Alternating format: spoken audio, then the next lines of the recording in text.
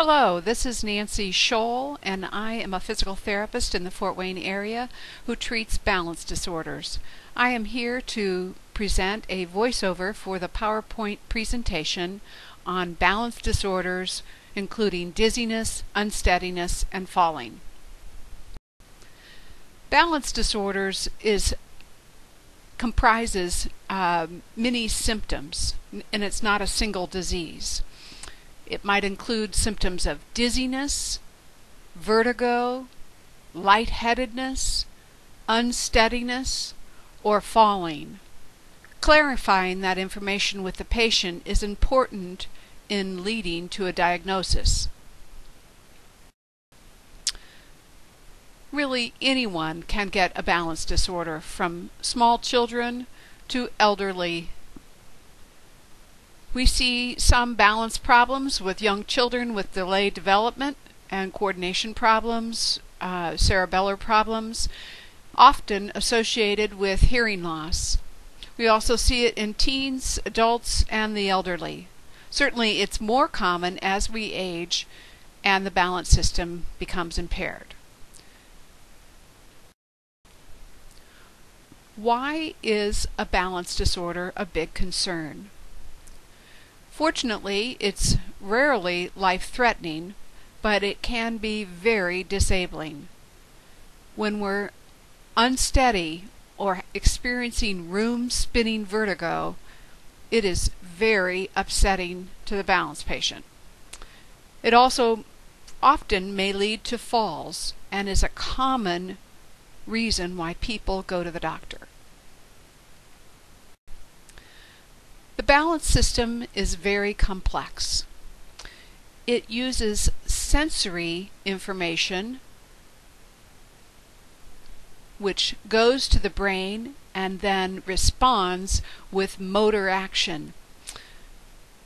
The sensory systems that are important to balance include the visual system, the somatosensory system, and the vestibular system. These inputs of a need for balance adjustment are coordinated in the brain and then translated into motor movements.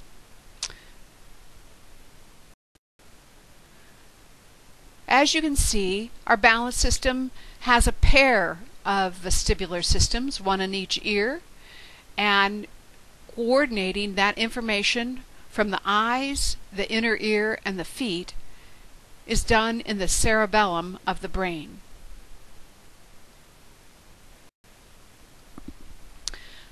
The vestibular system is deep within the inner ear. If you look at the picture of the ear, you'll see the external ear, the external auditory canal, the tympanic membrane, which is often referred to as the eardrum, listed as number 1, and then the small bones right behind it are for hearing. The third chamber of the inner ear is this seashell shaped cochlea and the vestibular system with the 3 semicircular canals, labeled number 5.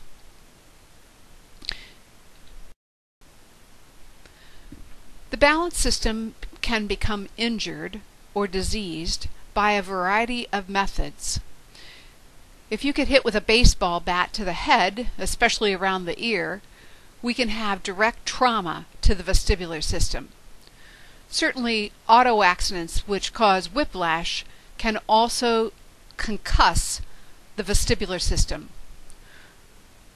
There are certain infections, viral or bacteria, that can attack the vestibular system in the inner ear, or metabolic problems such as a balance of fluid pressure within the ear. A good example of this might be Meniere's disease.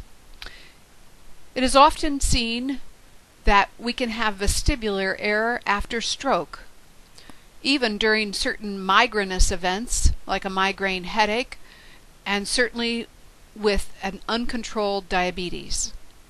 And unfortunately, the system wears out over time and degenerates. There are 2 types of balance disorders of the vestibular system. a stable and an unstable condition. The stable condition is from a single event, a car accident, a viral infection, where the system was attacked and is left with an inability to perform at 100%. Many times, if severe, it can leave a scar-like on the system so that it is not performing at 100%, but maybe 95% or 80% or 20%. The recovery process gradually happens over time as the brain adapts to this unequal information coming from the two balance systems. An unstable event is more a situation that changes over time. Conditions such as Meniere's disease or fluctuating blood flow, such as in diabetes or stroke, can cause a damage to the system which is more difficult to recover from. Also, autoimmune disorders can attack the vestibular system, completely disabling one ear. In order for an unstable condition to repair or have the brain adjust to, it must be stabilized first, and then the brain can adapt. Often, an individual with a balance problem, especially vertigo or unsteadiness, may be seen at the doctor's office. Sometimes, that doctor may refer to a specialist in ear, nose, and throat. 85% of the cases are due to inner ear problems, and so ear, nose, throat doctors who specialize in the inner ear would be appropriate to see this type of patient. Unfortunately, there are others who have very little interest or training in balance and may not be able to properly diagnose the problem. Once we establish that a balance system error has occurred, there are several things that can be done, which is completely dependent on appropriate diagnosis. Determining what is the cause is very important to understanding how to solve the problem. So many times a hearing test or balance tests are performed at the beginning to determine whether the ear is involved, whether it's stable or unstable, and what type of treatment is needed. Rarely do these patients receive surgery. Some receive diet or medications, and often they are sent for vestibular rehab or physical therapy.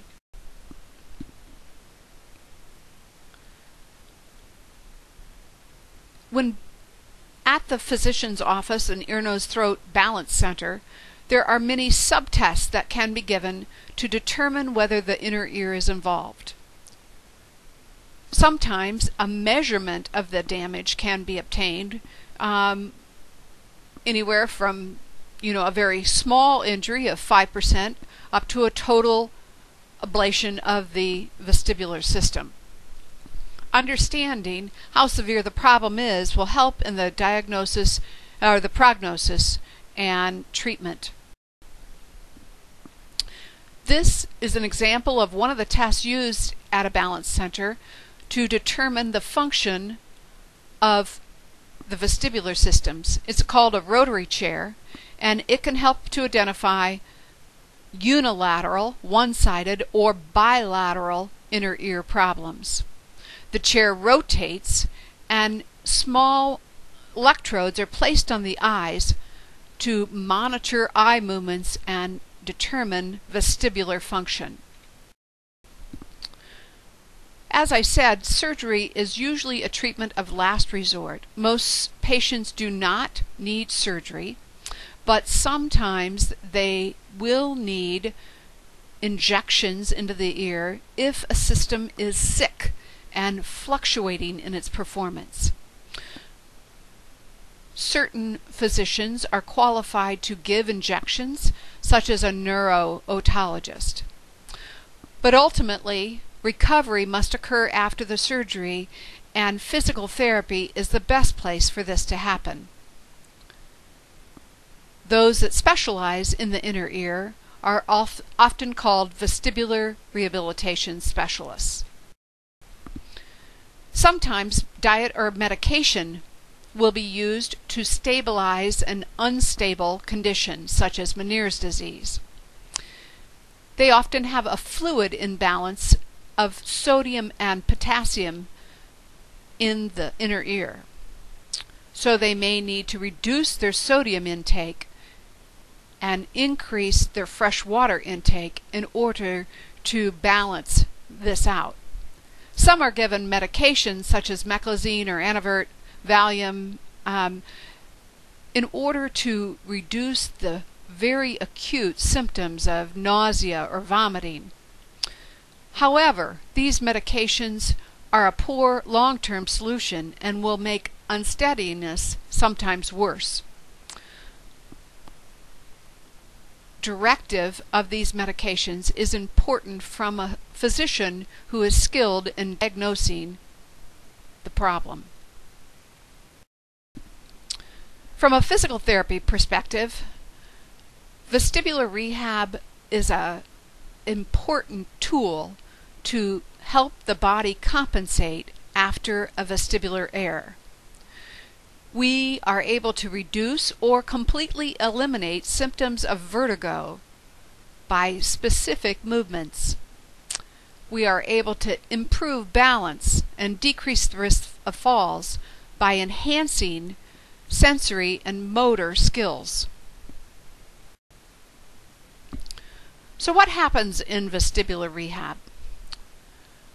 Sometimes we get an accurate diagnosis, but many times we're sent with patients with a diagnosis of vertigo, which, remember, is a symptom, not a diagnosis.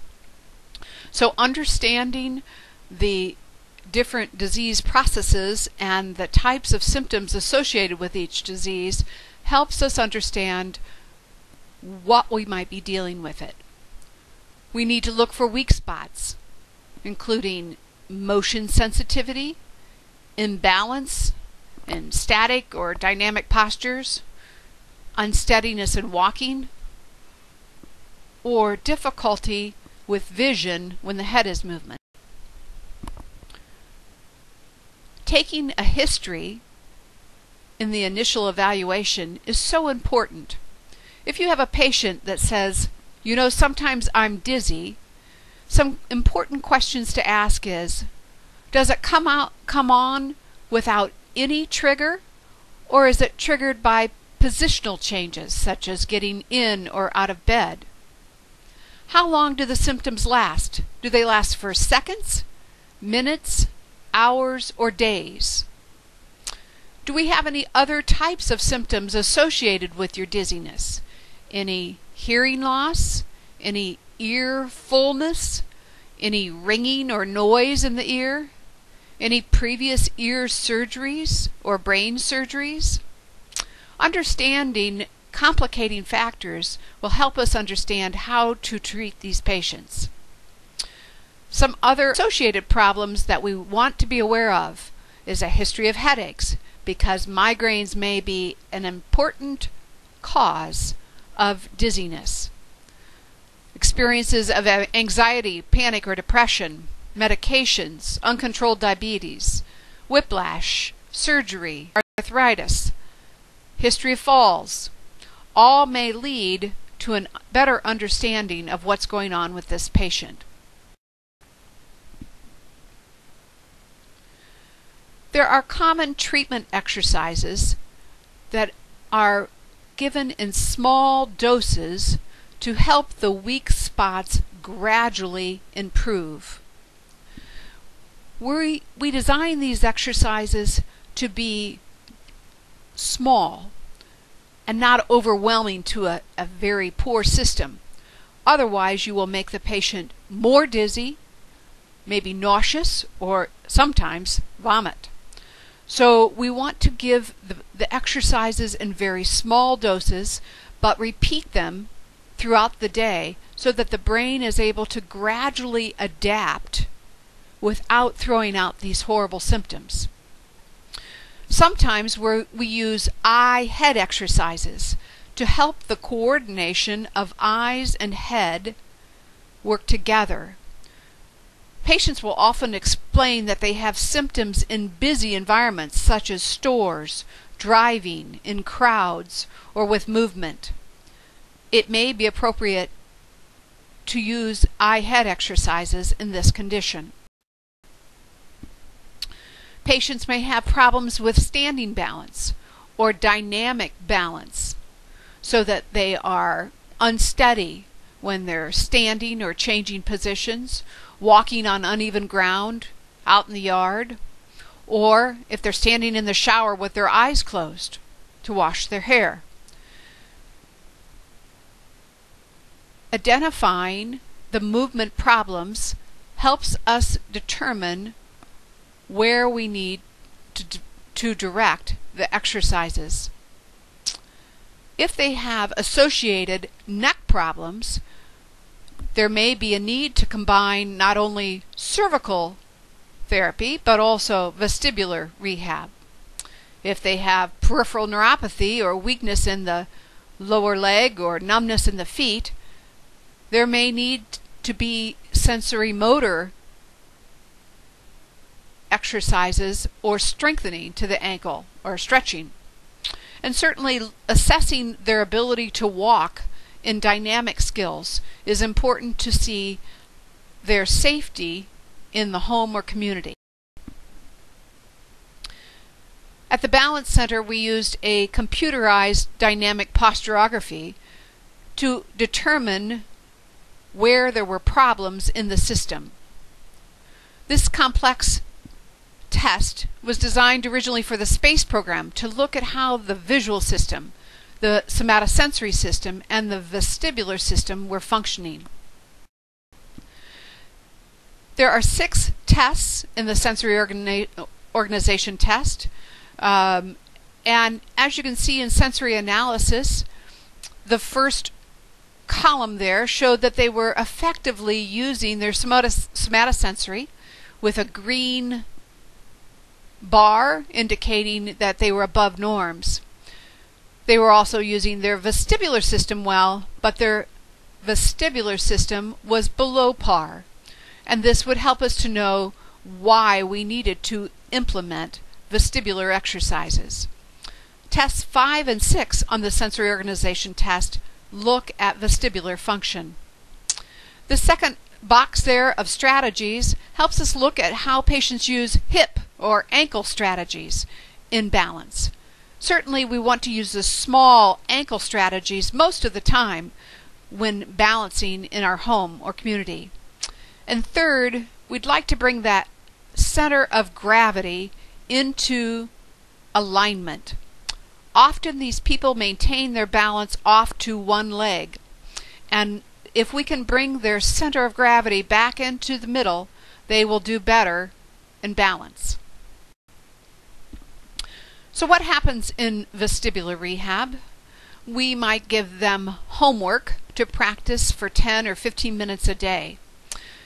These small doses of exercises are designed to help the patient gradually adapt to an unhealthy system, usually on one side. We might see the patient for follow-up 1 to 3 times a week, not only to assess whether we are making progress towards the goals, but also whether we have complicating factors that need to be addressed from a neck or vertigo perspective, and what might be holding them back from making progress. Gradually, the old exercises become easy, and we need to increase the challenge in the exercises. A typical patient might be seen for 6 to 8 weeks of exercise, but that certainly is very varied depending on the type of diagnosis they have. It may take longer if multiple systems are involved, such as not only the vestibular system, but the somatosensory system, numbness in the feet, maybe some impaired vision. if the patient is falling or has other health issues which may limit their follow-up at home. Treatments for vertigo are usually much shorter. Benign paroxysmal positional vertigo is a condition known for causing room-spinning vertigo, generally when changing positions like getting into or out of bed or rolling over in bed. Benign, it's not cancer, it won't kill you. Paroxysmal describes a very short but intense spell. It's triggered by positional movements, and the experience is very frightening. The room is going around because your eyes are literally moving in an involuntary way. It is the most common cause of vertigo, and we see it often in the clinic. It is often associated with other inner ear disorders, so it may be a part of the problem, but it may not be the whole picture. About 50% are associated with ear trauma or disease. This is very easy to fix, but we need to check the balance system after it resolves. BPPV is a problem of the inner ear caused by these small otoconia.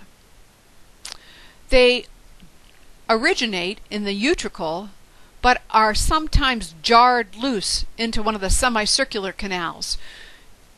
After a trauma or other event, when that happens and you lay down into bed, these little crystals move rapidly within the semicircular canal and draw on the reflexes there in the inner ear, pulling the eye towards that side.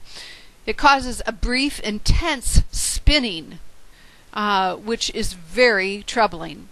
Sometimes it goes away on its own, but many times it needs treatment.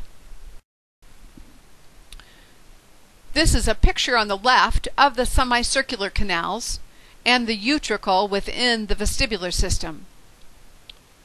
You can see down at the base of the posterior semicircular canal small displaced otoconia, sometimes described as ear rocks, although these are very tiny particles. When you lay down, so you tip that whole system sideways, these little crystals will roll to a new position and pull dramatically on the eyes. The Hallpike-Dix maneuver is a way to assess vestibular for BPPV. We also use video Frenzel goggles or infrared goggles to watch for eye movements and these very characteristic movements associated with BPPV. There is an effective treatment for BPV using a canalith repositioning maneuver where the patient is moved through various positions determined by the side and the canal in which the crystals are residing in to move the crystals out of the semicircular canal and back into the utricle, where they can be reabsorbed into their natural habitat. Some goals of the balanced treatment include reducing or eliminating vertigo or motion sensitivity, reducing falls, developing a home program that they can use to improve confidence in their balance or walking. These patients need education on what's going on because they're terribly afraid to move. When they understand it, they're more likely to do the exercises, and that gets them moving again. We need to improve their tolerance to various activities such as driving or working or homemaking or self-care or changing positions. Many people will just avoid everything and sit in a chair, sleep in a chair, and avoid movement. We need to increase their physical activity and improve their ability to see clearly when their head is moving. It is most common to see vestibular disorders in the elderly. It is a common complaint at the physician's office. Mandates have come in for physicians to find out, physicians and physical therapists, whether people are falling or not, so that we can implement care as soon as possible and prevent injuries or ultimately death. The most effective fall prevention is a multifactorial intervention, which comes from identifying risk factors, providing exercises and appropriate training for their balance disorder. Why do we fall? Sometimes it's because of medications. Antidepressants, sleeping medications, pain medications make us drowsy, and actually our balance responds as if we're about half drunk. Reduced mental alertness can also be a problem. If you're not aware, it's much more difficult to have appropriate balance reactions. Certainly we see problems with blood pressure drops. And so if we stand up too quickly and we get orthostatic hypotension, we might become dizzy. Understanding what the underlying cause is important to treatment. Some patients have irregular heartbeats. Understand whether these patients are blacking out or just feeling dizzy. Understand whether these patients have a balance problem when they stand or bend over or walk, whether they have vision problems that might impact other sensory systems, and certainly occasionally it's environmental hazards, something that just gets in our way and we trip over it. The unfortunate problem is that those who fall may fall again, and multiple falls lead to injury. So identifying the problems associated with those who may be experiencing falling is an important part of our job. We have tools to assess and treat falls. We can send someone out to a balance center in order to get some tests to find out what's not working. We can use a Hallpike test or roll test to find out whether they have BPPV. We can send someone to a balance center for assessment of their eyes to see whether they're having problems coordinating vision when their head is moving. There are assessments to use for walking imbalance. Timed up and go, forward reach, balance skills. We may use subjective tests such as a dizziness handicap inventory or ADL scale in order to determine whether these patients feel they have a problem and which needs to be addressed. There are things we can do to reduce falls. Talking to your patient and asking them if they're dizzy, or certainly responding if they say they are dizzy when they sit up or bend over or lay down. Identifying different problems within the system may lead to a better treatment program. Promoting safe walking or standing to avoid a fall. If we can improve a patient's education and balance confidence, we'll reduce their fear and help them to get back on the road to recovery. Sometimes there may need to be discussions with the physician if they are taking several sedating medications, which makes them too drowsy to respond appropriately. Reminders for the patient to avoid risk in the home by having good fitting shoes, grab bars in the showers, something to sit on when they're getting dressed, using a cane or a walker if they're unsteady, decreasing clutter, and if you're afraid of falling, make sure you get help. The bottom line is patients may attribute their balance problem to aging and not tell anybody. And the Surgeon General has determined that this is an important thing for medical professionals to help the patient talk about their balance problem, their risk for falls, because ignoring it just leads to bigger problems. We as physical therapists and assistants have tools to improve balance function and reduce fall risk. If you are not comfortable with assessing for dizziness, possibly this patient may benefit from further testing with diagnostic puzzles and tough cases.